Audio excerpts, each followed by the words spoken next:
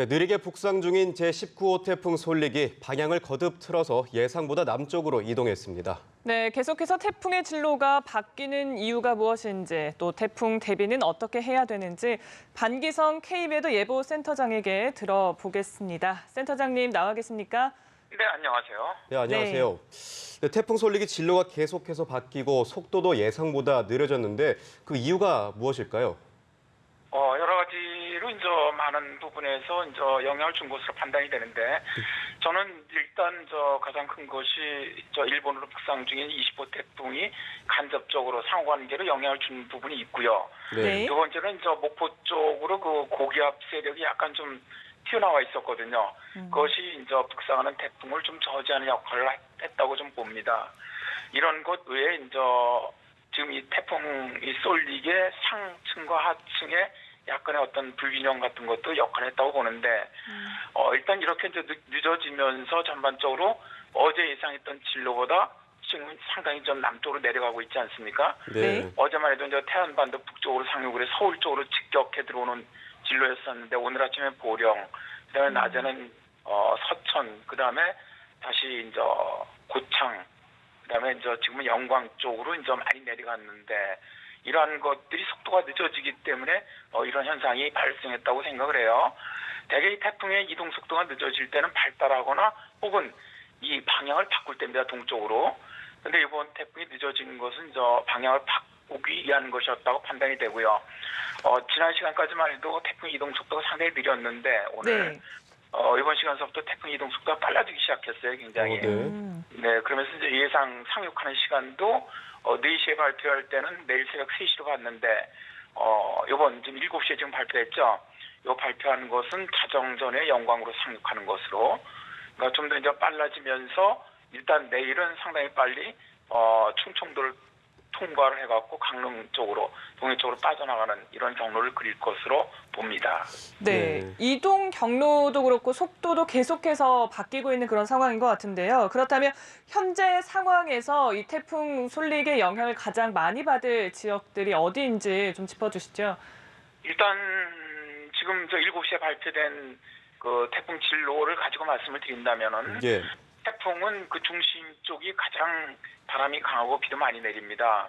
그러니까 영광 쪽으로 상륙을 해서 이게 이제 쭉 강릉까지 직선으로 쭉 그 이동을 해 나간다면, 그 이동해 나가는 지역들, 그러니까 이제 전남 그 영광 지역, 그다음에 네. 이제 충청도, 충주, 예를 들어 강릉 요쪽 그 중심이 지나가는 지역 쪽으로 가장 피해가 클 것으로 보고요.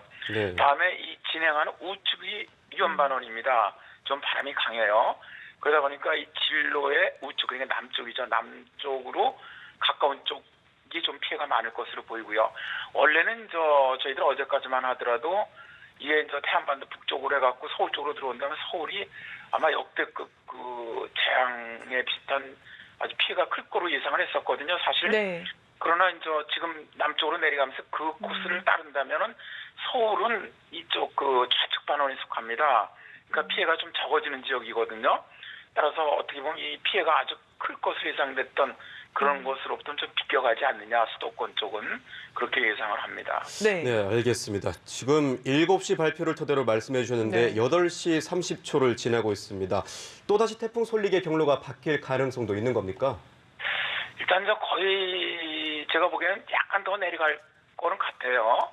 그렇더라도 지금에서는 이제 뭐 큰 경로상의 차이는 없을 것으로 보이고요. 네. 대개 요 경로를 따라서 가지 않겠나. 이미 태풍도 방향을 완전히 틀면서 이제 가속이 되고 있거든요. 네. 그렇다면 가속이 된다면 방향을 이렇게 바꾸지 않거든요, 그때부터는. 그래서 이제 아마 뭐 약간 영광보다 남쪽으로 상륙할 수는 있겠지만, 지금 그 충북, 충주를 통해서 강릉으로 나가는 그 코스는 거의 그대로 갈 거로 예상을 합니다. 네, 앞서서 이제 속도가 느려졌다가 조금 빨라졌다고 말씀하셨는데 이게 평균적으로 봤을 때 보다는 느린 속도인 건지 지금 한 몇 킬로미터 정도인가요? 지금 현재 이동하는 속도가 기상청에서 발표하는 거는 22에서 23km입니다, 현재. 이게 이제 상륙하고 나면 30km대로 올라가거든요.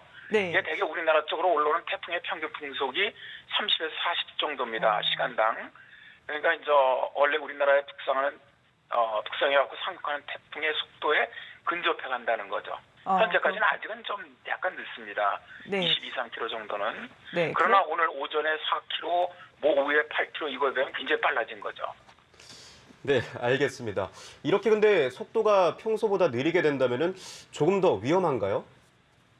아무래도 일단 태풍이 영향을 줄 수 있는 시간이 길어진다는 거거든요. 네. 빨리 지나가면은 이제 그만큼 영향을 주는 시간이 짧으니까 피해 수가 좀 줄어드는데 네. 이게 이제 길어지다 보니까 오늘 같은 경우도 제주에 상당히 많은 피해를 가져왔고요.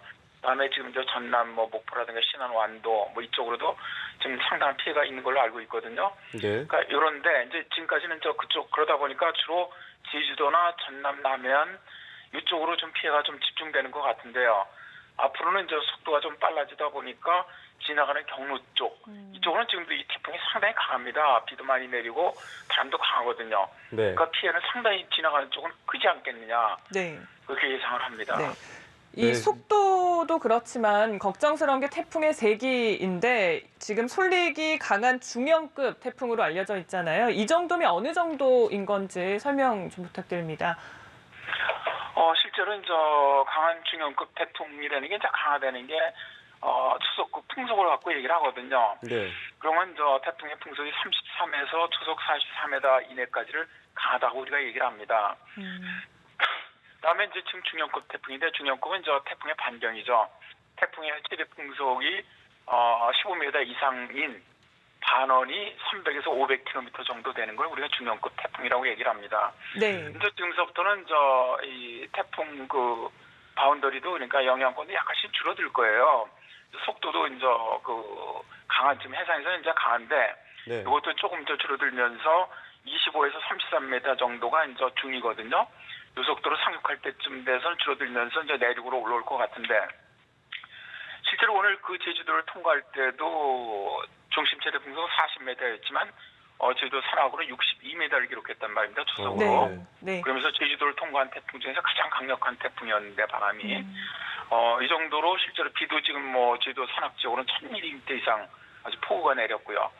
그래서 이 태풍 자체가 아까도 말씀드렸지만 상당히 그 비도 많고 또 이 바람도 강한 태풍이기 때문에 일단 그 정도 25에서 30내 정도로 평균 풍속이 상륙한다고 하더라도 육상에서는 그거보다는 한 5에서 10m 정도가 더 강해지고요. 또 산악이라든가 해안 쪽은 거의 한 40m 이상의 상당히 강한 바람이 불 것으로 예상을 하고 있습니다. 네. 네, 피해 규모가 커질 수도 있으니 대비를 잘 하셔야겠는데요. 네. 올여름 내내 이어진 기록적인 폭염이 있지 않았습니까? 이런 기록적인 폭염 때문에 태풍이 조금 더 강해졌다라고 보는 시각도 있는데 어떻게 보십니까? 그렇게 봅니다, 저도. 네. 실제로 우리나라가 올해 아주 부태평양권에 강력하게 버티면서 뭐 이래저래 뭐 기록적인 폭염이었죠. 그러다 보니까 우리나라 주변의 그 해수온도를 다 높여놨어요. 워낙 일상 강하다 보니까. 그러니까 지금 뭐 동해안은 29도, 서해안도 28도.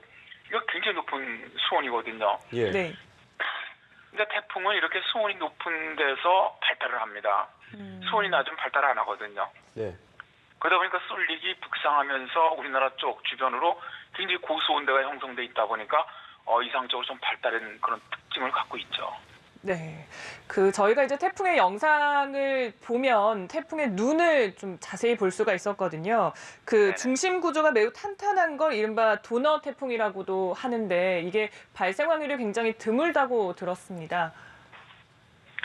실제로 이제 태풍 제가 이제 예보 관생을 40년 했는데요. 예. 태풍이 이렇게 이제 발생해서 올라올 때 보면 이렇게 요번 같이 동그란 위성 사진으로 보면 동그랗지 않았습니까? 예. 네. 그 가운데 눈이 까맣게 나타나고요. 그러니까 이제 도넛 모양이라 그래갖고 도넛 태풍이라고 이름이 명명됐는데 저런 태풍은 보기가 진짜 어렵습니다.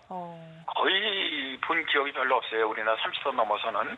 그러니까 이걸 연구한 분들은 뭐 발생할 확률이 1에서 2, 3%밖에 안 된다.